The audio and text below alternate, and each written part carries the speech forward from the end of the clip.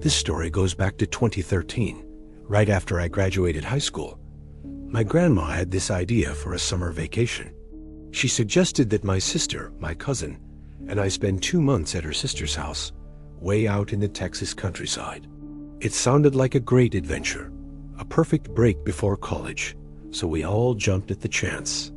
Little did we know, this summer would turn into something straight out of a horror movie. When we finally arrived, the place seemed peaceful enough. It was a classic country house, surrounded by open fields and that quiet hum of nature. But the moment we stepped inside, a strange feeling settled over us. Our great-aunt was there, in her room. She was 75 years old and completely bedridden. She couldn't walk, she couldn't sit up, she couldn't even feed herself. She was just there. But as we walked in to say hello, she turned her head slowly and gave us this smile. It wasn't a warm, welcoming smile. It was unsettling, almost predatory. It sent a shiver down my spine. We tried to brush it off, chalking it up to her condition. We greeted her respectfully, but she didn't respond with words, just kept that creepy smile fixed on us. The first night was surprisingly normal. The house was quiet, except for the familiar sounds of the countryside, crickets chirping, the distant bark of a dog. It was almost relaxing. We thought maybe we'd just overreacted to her smile. The next day was a lot of fun. We met up with some local cousins and spent the afternoon at a resort pool, splashing around and soaking up the Texas sun. We came back tired and happy, ready for another peaceful night. But that second night, everything changed. As soon as I lay down in bed, I felt this intense, bone-deep cold wash over me. It was the kind of cold that has nothing to do with the temperature. And with it came this suffocating feeling of being watched. Every hair on my body stood on end. I tried to ignore it, telling myself it was just my imagination running wild in a new place. But then my sister, who was in the next room, texted me. She asked if I was still awake, because she felt it too. She said she felt like someone was standing in her room, just staring at her. That's when the real fear started to creep in. Around 3 a.m., we both heard it. A faint scratching sound, like a cat clawing at a wooden door. It was rhythmic, persistent, and underneath the scratching, we could just barely make out the sound of an old woman's voice, chanting something in a low, raspy whisper. We couldn't understand the words, but the tone was chilling. We were too scared to get up and investigate. We just pulled our blankets up to our chins and prayed for morning to come. The next day, we immediately went to my grandma. She had been sleeping in the same room as her sister to take care of her. We asked her if she'd heard anything strange during the night, the scratching, the chanting. She just looked at us, a little confused, and shook her head. She said she'd slept soundly the entire night, and her sister hadn't made a single peep. We felt a little foolish, but the fear from the night before was still very real. The third night was a repeat of the second, only worse. The chanting started earlier, around midnight, and it was louder this time. It felt closer. I couldn't take it anymore. I had to know what it was. I quietly slipped out of bed and tiptoed through the dark house. I checked every room, my heart pounding in my chest. The house was completely silent, completely still. There was no one there. Confused and a little spooked, I went back to my room and tried to get some sleep.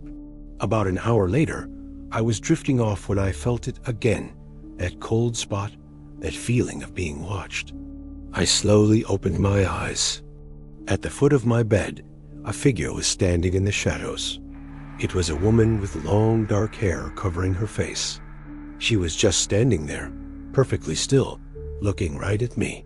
And then I heard a sound that made my blood run cold, the grating, grinding noise of teeth. I was paralyzed with fear.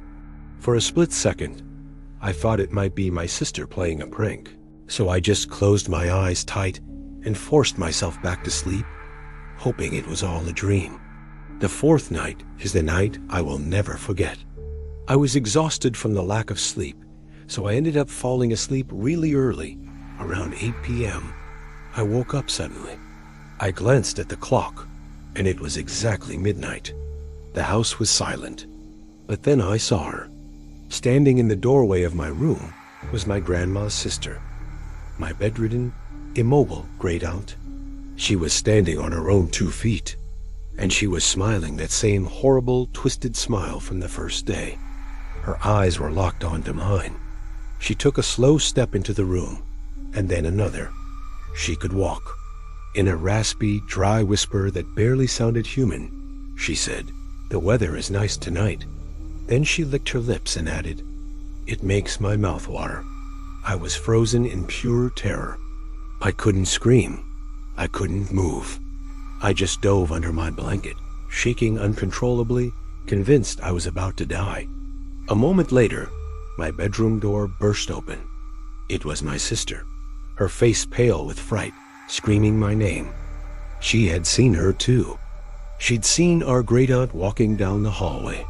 Her screams woke up my grandma, who came rushing in. We both started babbling at once, trying to explain what we saw. Grandma tried to calm us down, telling us we must have had a nightmare. She went to check on her sister, and a minute later, she came back. She said her sister was sound asleep in her bed, exactly where she was supposed to be. She told us to get some rest. After that, there was no way my sister and I were sleeping in separate rooms. She brought her blankets into my room, and we huddled together, too scared to even close our eyes. But eventually, exhaustion took over, and I must have drifted off. I woke up a few hours later to a strange sound. It was that chanting again, but this time it was right inside my room. I opened my eyes, and what I saw will haunt me for the rest of my life. A woman was standing over my sister. She was holding a fistful of my sister's hair, leaning over her and chanting those unintelligible words. Saliva was dripping from her mouth onto my sister's face. It was our great-aunt. The moment she saw my eyes were open, her chanting stopped. She gave me that same horrifying grin. Then, in one swift movement, she grabbed my sister's feet and started dragging her off the bed and out of the room. My sister woke up screaming, and I grabbed onto her arms, trying to pull her back. It was a terrifying tug of war. The woman was unnaturally strong. My sister's screams finally woke up the rest of the house. My grandma, my uncle, my cousins, they all came running. The instant they flooded into the hallway, a woman just vanished. She let go of my sister and was gone. My sister was hysterical, and I was in shock. While everyone tried to figure out what was happening, my grandma ran to her sister's room. She came back a second later, her face white as a sheet. "She's not in her bed," she whispered. The room was empty. A frantic search began. It was my cousin who found her. She was lying on the cold tile floor of the living room. Her eyes were wide open, staring at the ceiling with a vacant expression. She was completely motionless. The creepy smile was gone, replaced by a look of pure, empty shock. We called for an ambulance, but we all knew it was too late. We packed our bags and left that house the very next day, and we never, ever went back.